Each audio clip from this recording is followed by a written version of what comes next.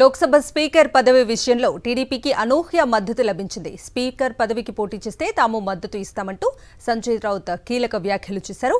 బీజేపీకి స్పీకర్ పదవి దక్కితే ఆ పార్టీ టీడీపీని ముక్కలు చేస్తుందని హెచ్చరించారు సంజయ్ రౌత్. టీడీపీకి శివసేన యూబీటీ నేత సంజయ్ రౌత్ బంపర్ ఆఫర్ ఇచ్చారు. లోక్సభ స్పీకర్ పదవికి అధికార ఎన్డీఏ పక్షంలోని తెలుగుదేశం పోటీ చేస్తే తాము మద్దతు ఇస్తామని తెలిపారు. తాము మాత్రమే కాకుండా ప్రతిపక్ష ఇండియా కూటమి పార్టీలన్నీ టీడీపీకి మద్దతు ఇస్తాయని ప్రకటించారు. లోక్సభ స్పీకర్ పదవి చాలా కీలకమైందన్న సంజయ్ రౌత్ ఈ పదవి బీజేపీకి దక్కితే టీడీపీకే నష్టమని హెచ్చరించారు. కేంద్ర ప్రభుత్వానికి మద్దతిచ్చే టీడీపీ, జేడీయూతో పాటు చిరాగ్ పాస్వాన్, జయంత్ చౌదరిలకు చెందిన పార్టీలను బీజేపీ ముక్కలు చేస్తుందని ఆరోపించారు. బీజేపీని నమ్మి మోసపోయిన అనుభవం తమకు కూడా ఉందని చెప్పారు సంజయ్ రౌత్.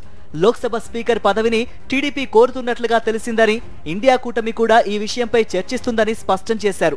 కూటమి భాగస్వామ్య పక్షాలన్నీ టీడీపీకి మద్దతిచ్చేందుకు ప్రయత్నిస్తున్నాయని తెలిపారు. నిబంధన ప్రకారం ప్రతిపక్ష పార్టీకి డిప్యూటీ స్పీకర్ పోస్టు కేటాయించాలన్నారు సంజయ్ రౌత్. లోక్సభ ఎన్నికల అనంతరం ఆర్ఎస్ఎస్ అగ్రనేతలు బీజేపీపై చేసిన వ్యాఖ్యలపై సంజయ్ రౌత్ స్పందించారు. గతంలో బీజేపీ చేసిన తప్పిదాలను ఆర్ఎస్ఎస్ సరిచేయాలనుకోవడం మంచి పరిణామమేనని స్వాగతించారు.